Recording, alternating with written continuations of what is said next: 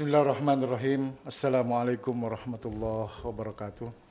Waalaikumsalam warahmatullahi wabarakatuh. Alhamdulillah wa syukurillah wa la hawla wa la quwata illa billah amma ba'd. Puji syukur kita panjatkan kehadirat Allah Subhanahu wa taala yang telah memberikan kesehatan kepada kita pada pagi hari ini sehingga kita dapat berbincang-bincang bersama Ustadz insyaallah nanti. Salawat serta salam atas junjungan Nabiullah Muhammad sallallahu alaihi wasallam. Allahumma shalli wa sallim wa barik alaihi wa ala alihi. Alhamdulillah di depan kita sudah ada Ustadz Palatehan LC. Beliau ini Kepala Kantor Urusan Agama Kecamatan Bolan. Sehat Ustadz? Alhamdulillah, Saya alhamdulillah. alhamdulillah. Adapun tema yang diberikan kita pada pagi hari ini yakni radikalisme dalam pandangan Islam. Mungkin kita tahu Ustadz, sama-sama tahu mungkin bahwa pandangan masyarakat ini tentang radikalisme ini adalah keras menurut pandangan masyarakat. Yang sebenarnya bagaimana Ustadz itu menurut pandangan Ustadz ini bagaimana radikalisme sebenarnya pada Ustadz? Iya, bismillahirrahmanirrahim. Assalamualaikum warahmatullahi wabarakatuh.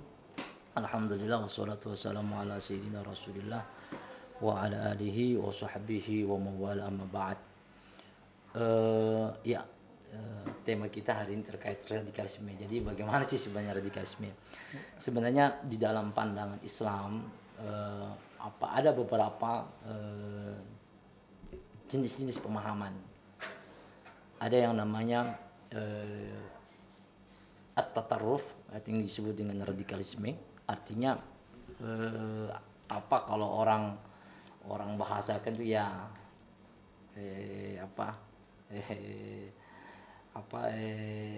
orang kanan lah, jalur kanan lah,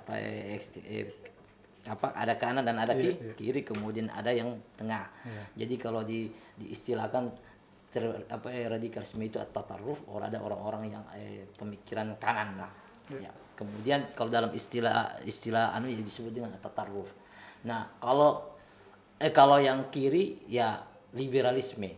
Ya, jadi perlu juga ada liberalisme, ada radikalisme, kemudian ada moderat. Ya, ini moderat, ini tengah-tengah. Justru itu para ulama mengatakan dalam mendefinisikan radikal itu dalam pemahaman Islam, ya.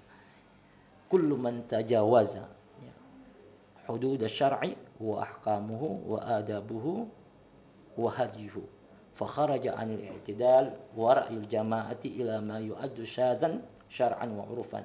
Jadi segala pemikiran yang melampaui batas dari ketentuan syariat.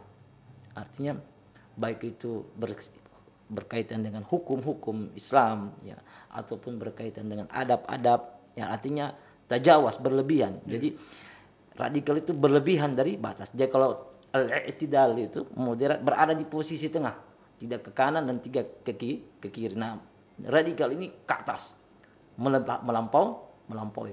Beda dengan kalau liberal, ya. Kalau liberal agak memudah-mudahkan, ya. Agak lawannya seperti itu. Dan memang radikalisme ini menjadi khususnya di Indonesia ini juga menjadi pemahaman yang cukup sudah mengkhawatirkan. Ya. Seperti itu. Jadi ya, radikalisme itu kullu man tajawaza hudud syar'i. Jadi segala pemahaman yang melampaui batas dari ketentuan syariat, melebih-lebihkan. Ya, terlalu keras lah kalau orang bilang terlalu keras. Ya. Cuma biasa saya lihat itu orang radikalisme berkeyakinan bahwa dia ini mendapat hidayah, Ustaz. Ya. Kayaknya dia mendapat hidayah dari Allah Subhanahu wa taala sehingga dia banyak mentakfiri. Ya.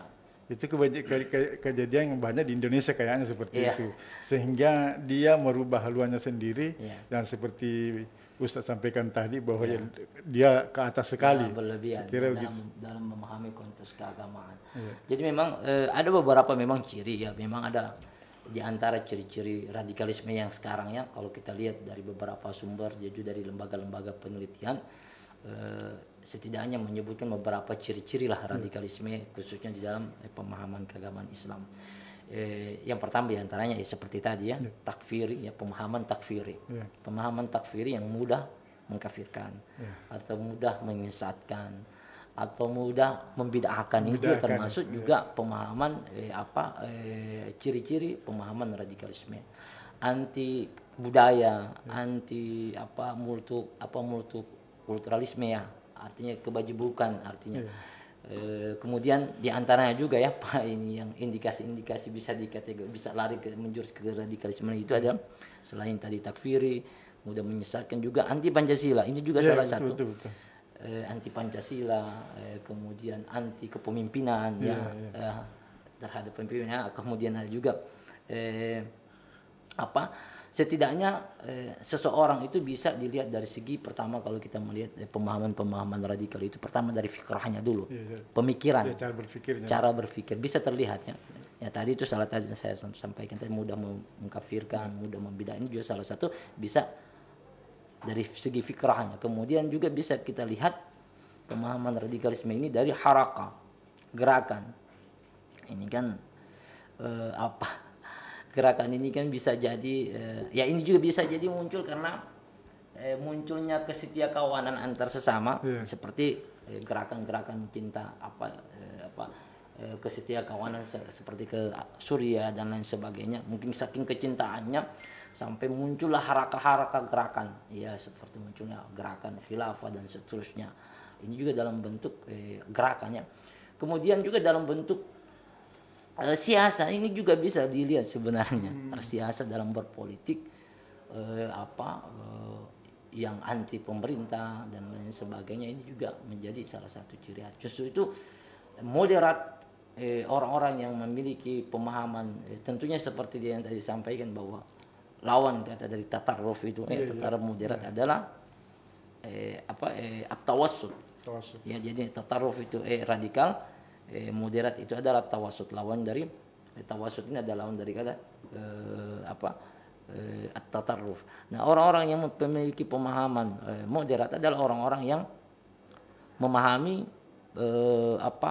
yang pertama ya, yang sebenarnya ini juga menjadi sebenarnya berat juga sih sebenarnya untuk memberikan pemahaman moderat kepada masyarakat ya, khususnya bagi masyarakat muslim. Bagaimana kita bisa memberikan pemahaman kepada mereka tentang fiqhul waqi'. Fiqhul waqi' itu adalah bagaimana kita melihat realita fikih. Artinya tidak mesti bagaimana hukum-hukum Islam itu dia sejalan dengan tidak anti kebudayaan. Ya, munculnya juga pemahaman radikal ini karena anti kebudayaan sih sebenarnya. Ya, ada budaya-budaya yang sebenarnya dalam hukum syariat Islam itu artinya masih dibolehkan, tapi bagi mereka yang memiliki pemahaman radikal ini enggak bisa. Muncullah tadi gerakan-gerakan mudah menyesatkan dan lain sebagainya. Ya seperti itu. Tapi bagaimana Ustaz, katanya yang radikal ini cikal bakal dari kalau zaman dulu, zaman ketika Nabi itu, ketika sahabat itu Mu'tazilah Ustaz begitu ya? Bukan? Ya. Atau Khawarij ya. Khawarij. Ya. Ya, bukan Mu'tazilah, Khawarij. Khawarij ya. Katanya sebagian dari para ulama kita katanya seperti itu. Ya. Katanya ini munculnya radikal ini cikal bakalnya dari Khawarij itu. Pandangan antum Ustaz bagaimana itu? Ya. Jadi sebenarnya pemahaman tatarruf ini sebenarnya sudah ada cikal bakal sih sebenarnya dari zaman Rasul itu sudah ada munculnya pemahaman Khawarij ini. Bahkan di zaman Rasul ada juga seorang ya sahabat lah yang pernah memprotes Rasulullah SAW tentang pembagian ganimah. Diprotes, ada seorang ya lelaki lah dengan penampilan agak sedikit, di dalam hadis digambarkan tuh laki-laki itu berjenggot, kemudian sudahlah banyaklah ciri-ciri disebutkan yang memang ciri-ciri itu ada memang di zaman sekarang ini. Yang intinya agak sedikit memprotes kepada Rasulullah Sallallahu Alaihi Wasallam terkait pembagian ganimah, sehingga lelaki itu, sahabat tersebut berkata, ya Rasulullah, berlaku adillah kepada kami. Dan kemudian Rasulullah mengatakan, apakah ada orang yang selain apakah ada orang yang yang lebih adil dariku, kata Rasulullah. Artinya ini justru di situ Rasulullah Sallallahu Alaihi Wasallam menyampaikan akan datang juga kaum nanti seperti laki-laki ini tipologinya. Nah, Khawarij ini kan justru itu Imam Syahrastani beliau mengatakan Khawarij itu siapa sih sebenarnya? Karena Khawarij ini kan munculnya dari orang-orang yang khuruj dari Khalifah Ali bin Abi Thalib. Oleh karena Imam Syahrastani mendefinisikan Khawarij itu apa sih sebenarnya? Khawarij itu adalah kullu man kharaja 'ala al-imam al-haq alladhi ittafaqat al-jama'atu 'alaihi yusamma kharijiyan. Jadi Imam Syahrastani mengatakan segala siapapun yang keluar dari pemimpin, ya memberontaklah kalau kita bahasakan, memberontak kepada pemimpin yang dimana pemimpin itu memang sudah disepakati secara umum oleh mayoritas, maka semua yang keluar dari kepemimpinan yang sah maka itu disebut Khawarij. Bahkan Imam Syahrastani mengatakan bahwa bukan saja itu berlaku di zaman Khulafaur Rasyidin, bahkan sampai sekarang ini. Jadi kalau ada misalnya orang yang keluar dari melenceng dari kepemimpinan, misalnya contohnya di Indonesia, itu bisa disebut masuk dalam definisi ini Khawarij. Justru itu ada gerakan-gerakan, ya sebenarnya cikal bakal itu. Sebenarnya munculnya pemahaman radikalisme ini juga ya tidak lepas dari itu, artinya ketidakpuasan terhadap pemimpin, sehingga dengan ketidakpuasan kepada pemimpin sehingga muncul gerakan untuk keluar dari situ. Dan memang kalau masalah keluar dari, kalau ini cukup keras sih sebenarnya, atau biasa disebut dengan bugat. Bugat itu adalah pemberontak. Pemberontak ini dalam hukum Islam cukup hukumannya, hududnya itu cukup berat juga, ya. Jadi seperti itu, Pak. Jadi memang cukup menarik ini Ustaz, perbincangan kita pada hari ini tentang radikalisme. Cuma biasa radikalisme itu dikaitkan dengan terorisme, Ustaz. Iya. Kita sudah ketahui bahwa radikalisme juga alirannya juga keras ini. Iya. Terorisme juga begitu. Iya. Sehingga banyak mengkaitkan bahwa rata-rata terorisme ini asalnya dari radikalisme. Iya. Pemikiran yang keras begitu. Iya. Saya kira bagaimana menurut Antum Ustaz itu? Jadi memang Kaitannya dengan radikalisme dengan terorisme ini. Ini kalau teroris ini kan sudah sampai puncak ke atas sih sebenarnya. Munculnya pemahaman radikal itu kan ya minimal dia tahap dasar kan intoleran. Iya, intoleran. Iya kan, intoleran. Artinya pemahaman itu kalau pemahaman radikal itu masih cikal bakal, tapi menjurusnya ke situ. Tapi menjurusnya ya kalau orang sudah ada pemahaman radikal maka akan muncul anti kebudayaan, kemudian anti keberagaman, termasuk intoleran, kemudian sudah tingkat berikutnya sudah muncullah dalam bentuk gerakan ketidakpuasan dalam begitu teror. Tapi ya terorisme ini cikal bakalnya dari pemahaman radikalisme. Dan ini itulah tadi ini cukup penangkalan pemahaman radikalisme ini sangat dibutuhkan karena jangan sampai muncul gerakan terorisme itu. Jadi kalau faktor-faktor yang menyebabkan radikalisme itu Ustaz bagaimana itu? Iya, sebenarnya salah satu ada beberapa faktor munculnya pemahaman radikalisme itu yang tadi itu ya. Pemahaman tekstual ya. Justru itu dalam memahami agama khususnya berkenaan dengan fikih itu pemahamannya harus komprehensif. Kita tidak hanya memahami hukum fikih itu secara tekstual. Justru itu memahami agama secara tekstual, orang itu bisa larinya ke radikalisme. Karena memaknai ayat maupun hadis atau teks-teks baik itu Al-Quran maupun hadis secara tekstual tanpa kita memahami secara komprehensif dari kajian-kajian baik itu fikih, usul fikih atau kajian tafsir dan lain sebagainya, itu bisa lari ke situ. Justru itu dalam dalam khususnya di agama Islam, Iya, agama ketika kita belajar agama Islam, belajar secara otodidak tanpa adanya guru Iya. atau memahami teks-teks Al-Quran maupun hadis secara tekstual, itu sangat berbahaya. Justru itu ada sebuah ini ucapan Imam Ali bin Abi Thalib, man fassara Al-Quran bi ra'yihi, yaitu barang siapa yang menafsirkan Al-Quran dengan pikirannya sendiri, maka siap-siaplah dia menjadi penghuni neraka. Artinya mengapa? Karena bahaya. Karena saya beri contohnya saja, memahami paham ayat yang faktulun musyrikina kafatan, perangilah orang-orang musyrikin di mana saja mereka berada. Ini kalau orang-orang baru belajar, ketika dihadapkan dengan teks begini, ayat ini diperintahkan kita untuk menyerahkan. Bahkan ada teks contohnya seperti hadis, ada hadis yang hadis sahih, kata Rasulullah, umirtu an uqatilan nas, saya diperintahkan oleh Allah an uqatilan nas, untuk memerangi manusia sehingga mereka mau mengucapkan dua kalimat syahadat. Ini kalau dipahami secara tekstual berarti kita harus muslimkan semua orang kan. Ya, ini kan pemahaman tekstual. Dan juga ini juga menjadi PR juga bagi kita sih sebenarnya. Banyak, apalagi sebentar lagi kita memasuki bulan Rabiul Awal, bulan Maulid, yang tentunya banyak nanti kita harus banyak menceritakan atau karena begini, menceritakan hadis-hadis yang bagaimana Rasulullah SAW diutus sebagai rahmatan lil alamin. Di Al-Quran maupun di hadis, kalau kita mau mencari ayat maupun hadis tentang perang ada. Kalau kita mau cari juga menyayangi juga ada. Jadi memang justru itu dalam memahami agama itu memang munculnya cikal bakal itu tadi itu. Bahayanya kita memahami teks-teks Al-Quran maupun hadis secara tekstual tanpa ilmu alat yang memadai atau tanpa adanya guru. Justru kita lihat biasanya ada teroris ya, makanya orang-orang yang kita lihat ya biasanya masih muda, tamatan SMA ataupun yang artinya mereka semangat mereka beragama itu cukup tinggi.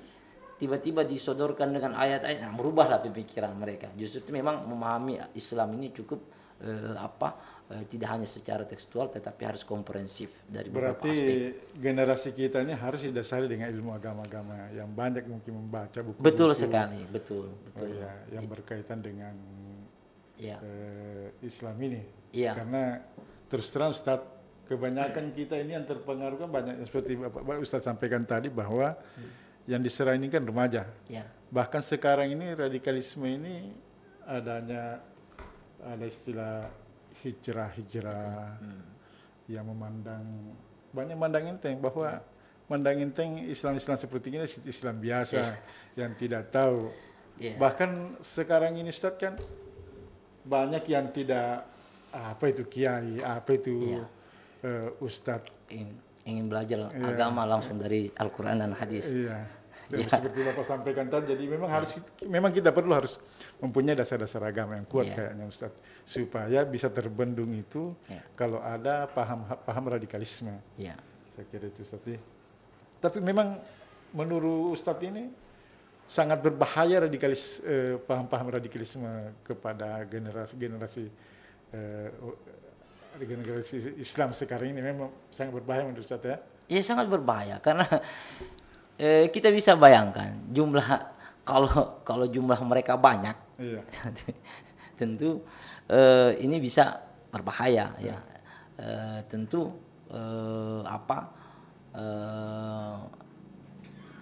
caranya untuk jangan sampai jumlah ini semakin mengkhawatirkan. Tentu dari sekarang kita harus, khususnya generasi muda, kita harus memberikan pemahaman bagaimana belajar agama itu tidak ada yang instan, dan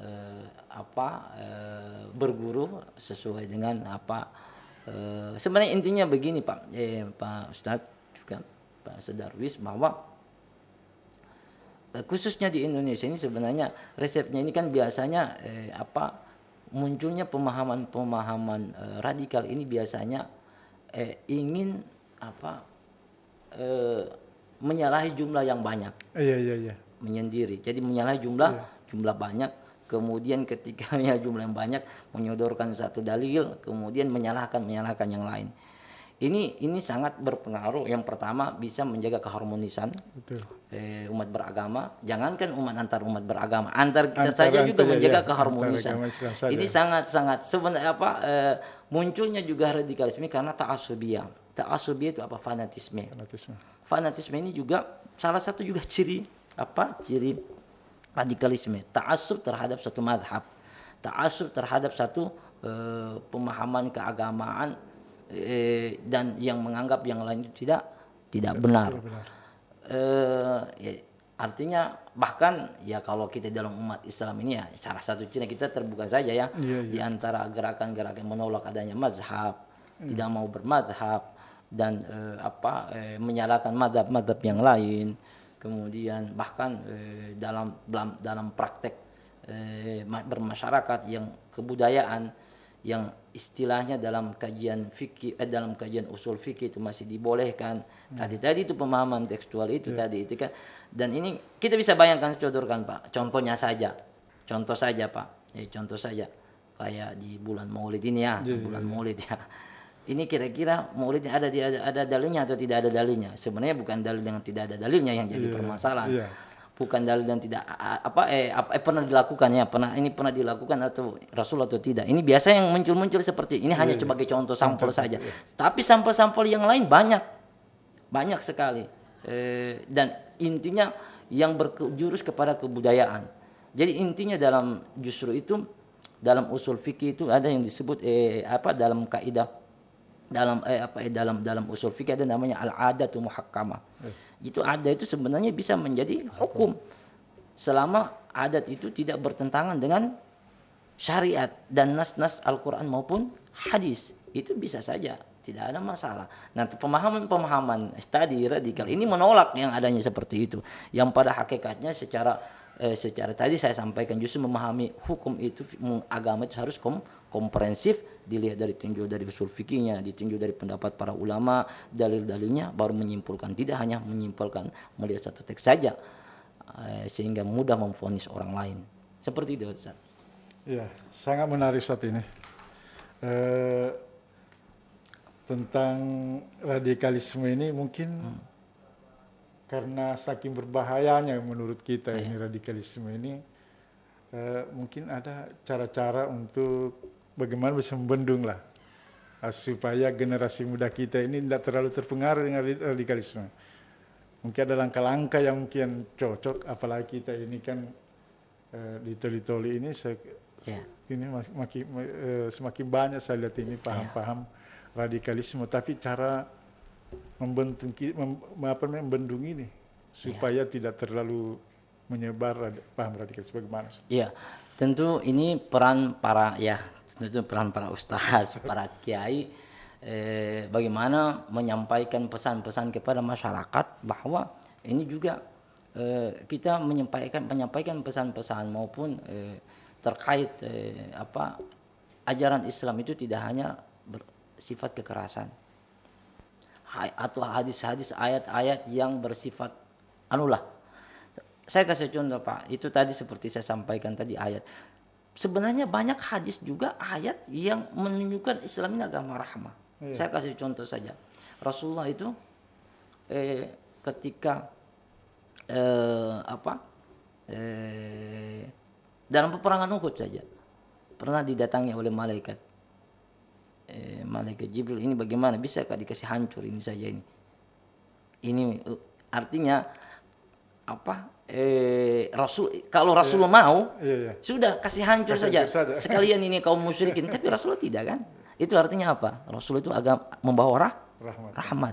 Jadi tidak ada itu peperangan itu Pak. Ini kan kita maunya jihad terus. Padahal kalau kita lihat Rasul saja tidak sampai seperti itu. Kita lihat juga bagaimana Rasul ketika orang Yahudi meninggal melintasi Rasulullah menangis. Kan sahabat bilang, kenapa menangis ya Rasul?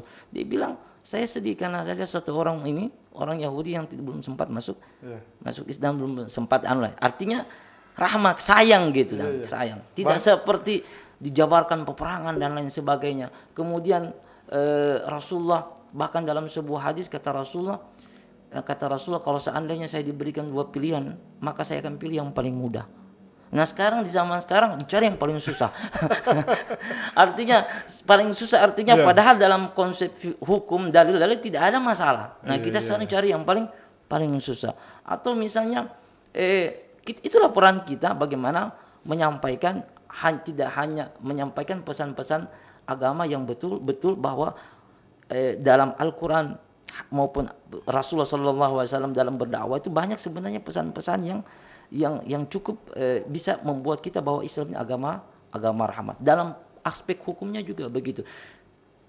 Dan juga perlu juga kita ketahui bahwa ini juga menjadi kita harus ini juga menjadi bagi kita untuk menyampaikan kepada masyarakat bahwa Islam itu selalu sejalan dengan perkembangan zaman dan tempat. Ini dulu Islam itu dia akan selalu, bukan berarti kita harus kembali lagi ke masa tidak, tetapi hukum Islam itu selalu seiring dengan sejalan dengan perkembangan zaman. Seperti contohnya kita kan di zaman Rasul mungkin contohnya berdakwahnya mungkin tapi sekarang kita dakwah bisa seperti ini. Artinya ada hal-hal yang Islam itu selalu sejalan seiring selama tidak ada dalil yang mengharamkannya dan itu yang harus kita sampaikan kepada masyarakat, tentu melalui pesan-pesan konsep agama yang moderat, moderat. Karena memang kan kita ini bukan rahmatan lil Islam saja. Betul, rahmatan lil alamin siapapun. Betul. Jadi sepaham demokrasi beragama. Iya, justru itu munculnya. Kita lihat saja contoh saja Rasul kalau dalam nggak usah jauh-jauh Pak. Ini Rasul itu sering dilempar kalau mau di Mekah itu dilemparkan kotoran. Tapi kita lihat apakah Rasul membalas kan tidak. Artinya kita diajarkan bagaimana Islam ini membawa kasih sayang, tidak mudah menyalahkan orang lain, apalagi antar sesama kita Pak. Sama kita Islam ini saya tidak usah jauh-jauh, kita sama umat Islam saja ketika kita berselisih pendapat, apalagi pemahaman keagamaan, mudah sekali kita mengkafirkan. Ini Masya Allah. Rasul dulu saja berusaha mengislamkan orang. Kita dengan mudah mengeluarkan yang sudah jelas-jelas Muslim dari Islam. Ini kan bertolak belakang sekali dengan ajaran Islam, dengan dalil yang ini tidak pernah diatur dan lain-lain, yang sebenarnya teks-teks tadi tersebut itu sebenarnya pemahaman secara tekstual. Dan ini memang inilah kerja para ustadz, para kita di sini bagaimana mengajarkan, menyampaikan kepada masyarakat, kepada umat tentang bagaimana dakwah Rasulullah SAW yang beliau tasamuh, toleransi, tawasud, dan betul-betul membawa kasih sayang. Ya, saya kasih contoh saja Pak, ada pernah dengar ada sahabat ketika perang sudah mau dibunuh. Bukan sudah mau diatbas. Kemudian dia bersyahadat, asyhadu, tapi tetap diadukan kepada Rasul. Kan Rasulullah marah. Kan dia bilang, itu cuma takut saya. Iya, apakah Anda bisa tahu hatinya orang?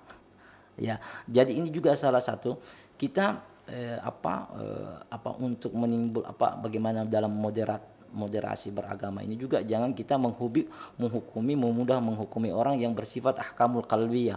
Ahkamul qalbiyah itu kan yang personal, yang bersifat hati antara kita dengan Tuhan, yang tidak ada yang tahu kecuali kita dengan Allah. Dengan mudah kita syirik. Siapa yang mau tahu Pak syirik ini artinya? Ya itu kembali lagi yang bersangkutan selama tidak bertentangan dengan antara dia dengan Allah saja antara. Iya, selama itu tidak bertentangan sih dengan akidah, dengan nas-nas yang jelas. Ya. Seperti itu, Ustaz.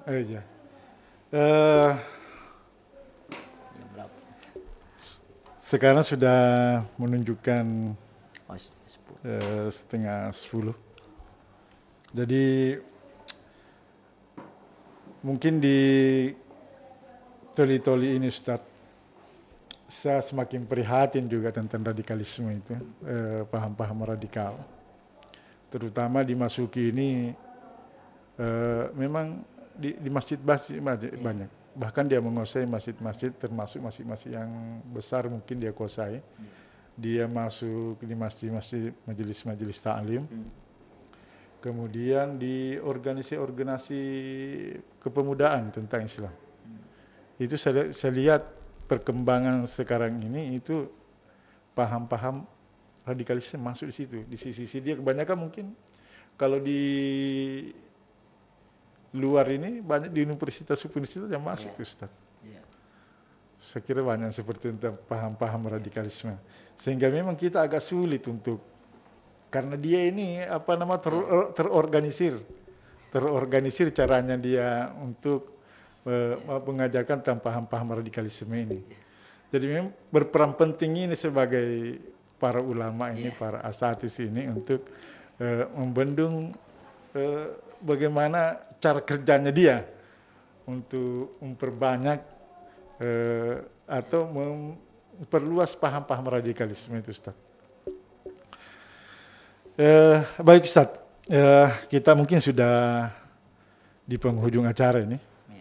Ya, tentang radikalisme memang kita harus memang selalu memberikan pencerahan tentang paham-paham radikalisme, terutama di kalangan para asatis, para penyuluh agama Islam, baik itu di kecamatan maupun yang ada di kabupaten. Saya kira itu sangat penting untuk membendung paham-paham radikalisme ini.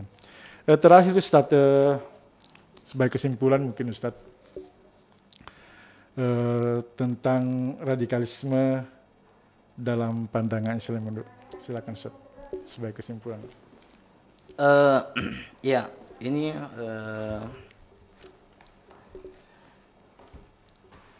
pemahaman radikalisme ini memang menjadi diskusi dan juga menjadi pembahasan menarik di secara mendunia ya, karena radikalisme ini tidak hanya terjadi di Indonesia, tetapi juga terjadi di negara-negara lain. Yang perlu kita ketahui, di Indonesia kita bersyukur dan pemahaman radikalisme ini tidak sampai ke menyebar dan bisa menimbulkan terorisme yang dan sekarang sudah mulai yang bisa membahayakan. Saya kasih contoh begini Pak, di Afghanistan atau di Suriah munculnya mengapa negara itu bisa hancur, bukan juga hancur, bisa jadi peperangan bersaudara, dan itu kan muncul awal mulanya itu adalah pemahaman radikalisme. Dan kita bersyukur pemahaman itu yang sampai muncul ke situ belum sampai di Indonesia. Sebenarnya sudah mengarah ke situ, di Indonesia itu sudah mengarah ke situ. Munculnya pemahaman radikalisme, munculnya khilafah, pemahaman pendiri khilafah ini kan sudah lari ke situ kemarin. Dan kita bersyukur di Indonesia itu masih bisa ada, bisa ditangkal, dan sekarang gerakan-gerakan apalagi melalui Kementerian Agama, Gusmen ya, dengan adanya program moderasi beragama ini sangat penting ya. Moderasi beragama ini sangat penting. Ini bukan karena saya orang Kementerian Agama, tidak. Saya juga panggilan jiwa karena melihat memang moderasi beragama ini wajib ditanamkan betul-betul di Indonesia, karena untuk menyelamatkan bangsa ini dengan moderasi beragama. Mengapa? Karena kita di Indonesia ini adalah negara yang majemuk, terdiri dari beberapa suku, agama, bahasa yang berbeda-beda. Tentunya Islam harus seiring dan sejalan dengan perkembangan itu. Maka jalan satu yang paling ada adalah moderasi beragama. Nah, tentunya dalam menjalankan moderasi agama, khususnya kita di Kementerian Agama ini, tentunya ada juga yang namanya radikalisme, artinya menentang dari hal-hal itu semua. Nah, alhamdulillah kita bersyukur juga di Indonesia ini adanya ormas-ormas, ada Nahdlatul Ulama, ada Muhammadiyah, ada juga ormas-ormas lain yang artinya juga ikut sangat berperan sekali dalam menangkal pemahaman radikalisme. Tentunya, dan terakhir pemahaman kita bagi generasi muda, kita dorong mereka ketika mereka semangat untuk belajar beragama, belajarlah jangan hanya tekstual dalam memahami agama, tidak hanya secara tekstual, tapi belajarlah betul-betul dari awal, dari dasar, dan memang kepada orang yang tepat, kepada orang yang tepat. Artinya guru yang tepat. Kalau kita berguru kepada orang yang tidak tepat, otomatis juga akan menimbulkan justru itu dalam memilih guru, khususnya bagi teman generasi dalam menentukan guru, orang sosok untuk dijadikan guru itu kita harus selektif betul-betul dengan melihat bagaimana cara berpikirnya, bagaimana konsep beramalnya, bahkan bisa kita lihat dari bentuk harakanya dan bentuk politiknya. Ini menjurus kemana.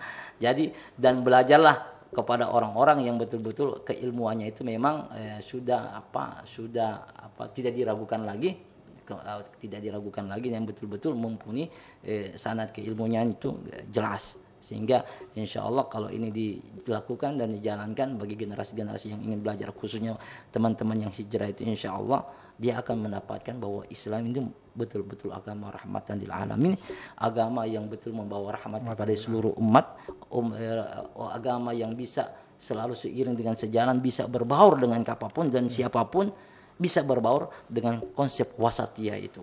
Ya, atau kalau bisa lihat moderasi, kalau bisa lagi dalam konsep Kementerian Agama, moderasi beragama itu.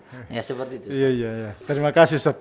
Terima kasih atas kesempatan sudah menyempatkan waktunya datang ke Kemenak TV ini. Mudah-mudahan Ustaz sehat selalu. Amin.